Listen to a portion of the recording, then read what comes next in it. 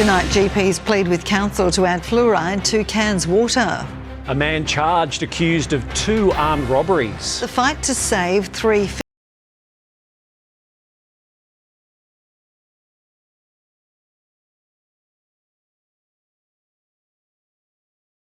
Desmond and Nathan Spurling. Good evening, thanks for joining us. Good evening. Cairns GPs have spoken out in this week's council meeting about alarming rates of poor dental hygiene in the far north. They're fighting to put fluoride back in our tap water, but they don't have the backing from all councillors. Fluoride has been a hot topic in Cairns since it was removed from our taps in 2013. Now, more than a decade later, doctors are seeing the implications of that decision. The fluoridation issue is really important to us as doctors because we see the end effects and the suffering and the poor health that comes from poor dental health. Yesterday's ordinary council meeting heard from 3 medical professionals advocating for it to come back. The gallery was packed with more than 70 locals, both for and against it. No, definitely not. Keep it out. It is a poison. They used to use it for in manufacturing and stuff like that. It's a waste product. Well, people don't want to drink it if it's not filtered. Division 5 councillor Rob Pine wanted to move a motion to hold workshops to further educate councillors on the positive effects of fluoride. He only had the support of Mayor Amy Eden and councillor Anna Middleton. Well, I thought the way for this council to proceed ought to be to listen to the public health experts and make a decision, have a vote. But experts are hoping it'll be back in the water in the near future. 90% of Australians have access to fluoridated water and have had for 50 years. About 75% of Queenslanders do. But unfortunately, they're the Queenslanders that live in the southeast corner. Christina Pooljak, 7 News. A 22-year-old Manura man has been charged accused of 2 armed robberies in Cairns during September. The man was taken into custody after he was caught running from a stolen Mercedes-Benz on Maytown Close just after 8 a.m. yesterday. Police allege he threatened employees with a knife and stole items from Swallow and Peace Street businesses on September 8 and 29 respectively. Investigations into others involved in the armed robberies are ongoing. He's expected to face the Cairns Magistrates Court at a later date. Residents on Cairns' south side are fighting to save 3 fig trees from getting the axe due to a multi-million-dollar development proposal. Council says the housing application is still up for review. These grand old figs have graced White Rock for more than 70 years. But their future is on the chopping block. They've just recently put this fence up, which has kind of alerted everybody that there was something going on. A 50-lot housing development application has been lodged with Cairns Regional Council. If approved, the 3 trees would be cut down. They're incredibly beautiful. They do give a lot of shade, and they deserve to be here. Local resident Leslie Sparks says she's not against the development. Instead, she'd like to see the trees incorporated into the developer's plans. Keep the trees, try to make something that looks a bit more sustainable instead of having tiny little boxes on a tiny little road. We've had someone do a design up that the developers are welcome to use that includes medium density apartments that can incorporate these 3 trees. Councillor Kathy Zeiger echoes that sentiment and says the project is still in a consultation phase between council and the developer. It would be wonderful to see them become creative in their plans so that we could keep the trees, or the majority of the trees. Amy Eden said, let's make Cairns a Garden of Eden, and you don't have a Garden of Eden without trees. Frank Russo, 7 News. Cairns Regional Council has knocked back the construction of a controversial multi-million-dollar resort on the northern beaches. The 3.5 hectare development on Cedar Road at Palm Cove included a residential complex, restaurants and cafes. 8 of the 9 councillors voted against the application, including Division 3's Kathy Zeiger. The developer originally went in 8 stories 7 years ago, and it's been a long time on the table. So he's now down to 6 stories and they won't come down any further. So that is a main cause of concern. There were more than 3,000 submissions against the tourism resort. Well, pill testing will only go ahead at schoolies on the Gold Coast this month, with other regional Queensland locations missing out. The government backflipped on its decision to fund the program after saying it sends the wrong message about drug use. In just over a week, thousands of Queensland graduates will celebrate 13 years of schooling.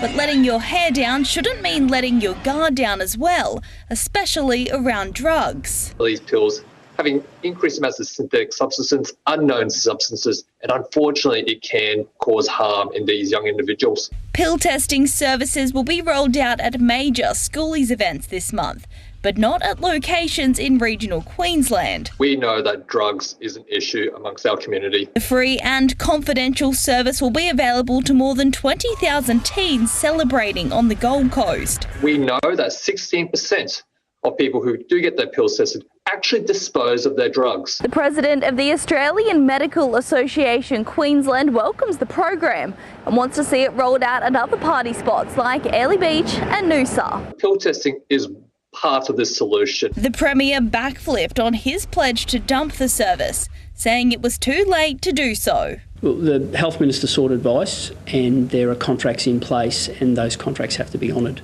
The message we need to give to young people is don't take drugs. Full stop. That's it. Full stop. You don't take drugs. Savannah Burke, 7 News. Australian children under the age of 16 will soon be banned from social media under world-leading new laws. As Rob Scott reports, companies such as Instagram and X will be responsible for enforcing the ban. Under the proposed new laws, the onus will be on the social media companies, not parents, to make sure children aren't on their platforms.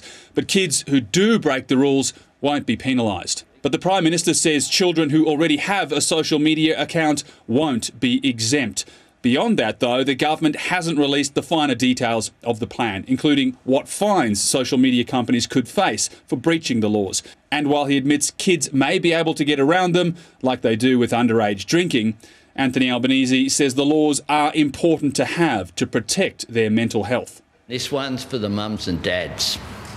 Social media is doing harm to our kids, and I'm calling time on it. The fact is that social media has a social responsibility, but the platforms are falling short. The changes come too late for parents like Rob Evans, whose 15-year-old daughter Liv took her own life after battling anorexia. Social media sent her into a downward spiral. He's one of more than 100,000 people who've signed a petition calling for a 16-year age limit. Liv can't have a voice now, but I know that she wanted to achieve change for other young girls and people suffering from eating disorders. Social media is a big part of that. I feel that this is just the right thing to do. The new laws will be developed in conjunction with the states and territories, with a special National Cabinet meeting called for tomorrow to discuss them. All right, thanks for that, Rob. Well, ahead tonight, a look at what's on across the far north this weekend. And an uncertain future for the Frog Hospital due to rising rents.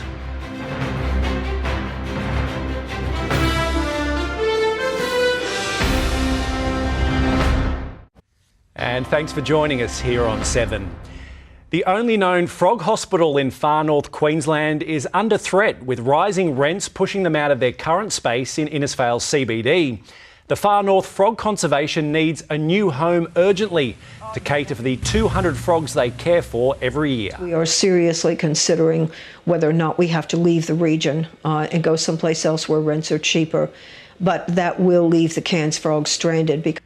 Deborah says frog numbers in Cairns have declined by 95% since 1997, adding they are a crucial part of the ecosystem controlling insect populations. Well, Cairns will be home to one of the biggest music conferences in the north this weekend. More than 150 industry professionals will be attending, focusing on how to grow live music in the region. Tanks Arts Centre will be a bustling music precinct this weekend for the annual Cairns Music Industry Gathering. We know that music is a universal language. It brings people together, it brings the soul of the community, and it's a really important part of our social and economic environment here in Cairns. It all kicks off this Friday from 6 p.m. and will also showcase performances from emerging artists. Council hosts the annual conference in an attempt to revive the local industry that suffered after COVID.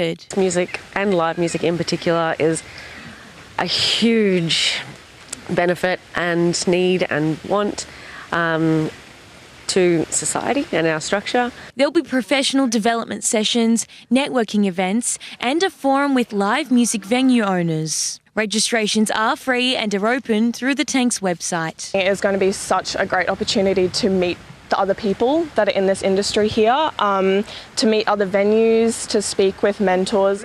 Boom bang and on wax super heavy in the scene. They hate to see your butler shine. In the mean, Christina Pooljak, 7 News. And now for a look at what else is happening across our region for the weekend, here's Frank Russo. Thanks, Nathan and Joe.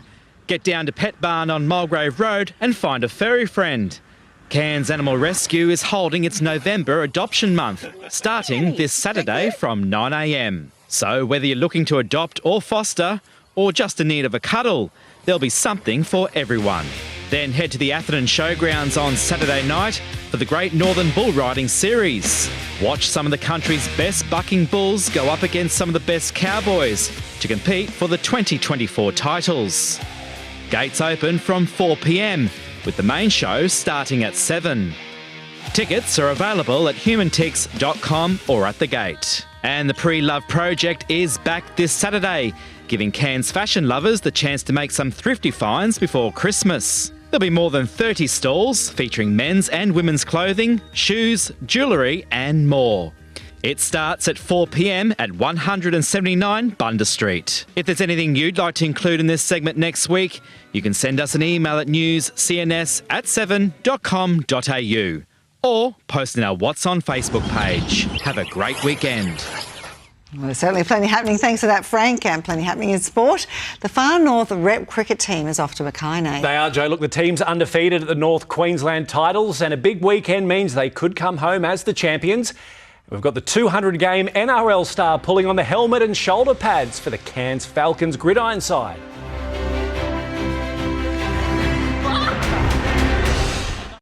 And welcome back for all of tonight's sport. 200-game NRL star Josh Dugan is having the most fun in his footy career in a long time after making his gridiron debut for Cairns. The former Origin and Aussie rep hit the ground running in his first game, where the Falcons beat the Reef Bowl champions. He's played for the Sharks, the Dragons, the Raiders and now the Cairns Falcons. Josh Dugan has swapped the Steeden for the shoulder pads. Actually, it's probably the most fun I've had in a long time. Been watching the game for 20 odd years, so to be able to get out there and have a run, it's good fun. The league star made his gridiron debut in the Falcons' round 1 win over the Townsville Cyclones, getting used to a whole new ball game. I kind of feel like it's cheating. I did the kick returns on the weekend and I'm used to running into a full line of defence. It's completely different to rugby league and there's a lot more detail that goes into it. Dugan joins a growing contingent of footy players keeping fit in the off-season. Yeah, we've got a few of us that play league around here and just getting a few of the younger lads to buy into the culture that we're trying to create around here. And been at me since last year to come and have a run and that sort of thing, telling me what players I look like and run like and all the rest of it. So. And the Falcons are hoping to keep him on the park for the whole season. Yeah, most definitely. That man is talented out the wazoo and a great teammate overall. And hopefully it brings people down and want to play alongside him as well and just trying to make it a bit bigger in Far North Queensland. The Falcons have a bye this weekend and will face Townsville again next Saturday night in their quest for the Reef Bowl. James Ingram, 7 News. Cowboy Jason Taumalolo is in contention to win the Golden Boot Award with the Best International Player to receive the trophy in December.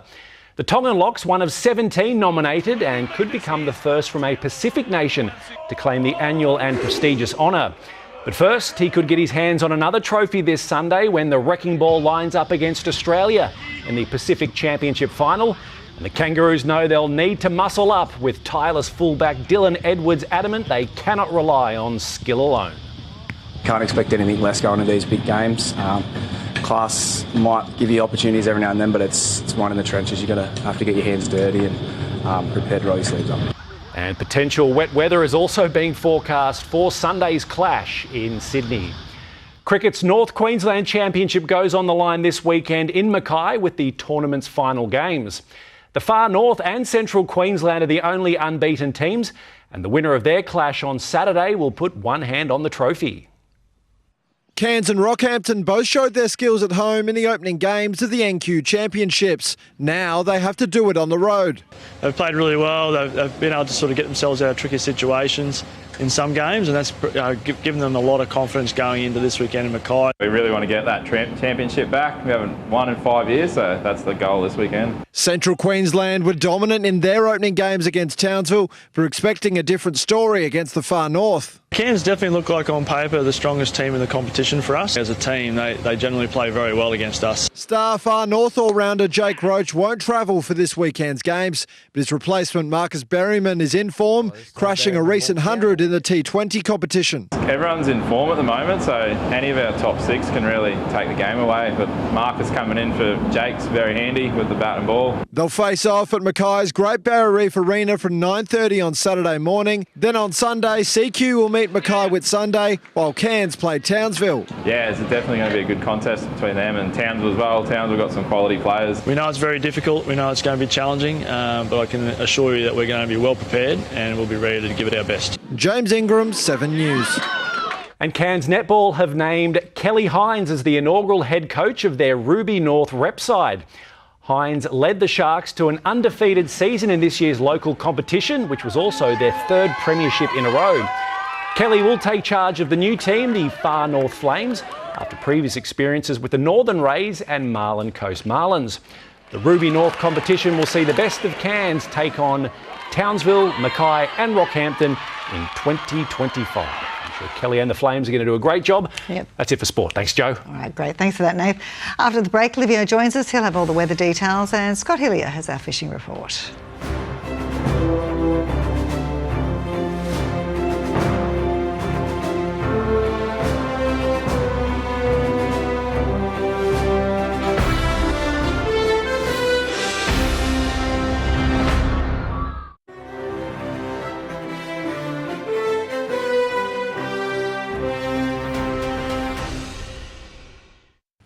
Good evening, Livio, Regano with tonight's weather. The heatwave warning issued for Western Queensland a few days ago has now spread to most of the state. Only the tropical coast will be spared the full wrath of the north wind, but general heat discomfort will be widespread through all of Queensland heading into the weekend.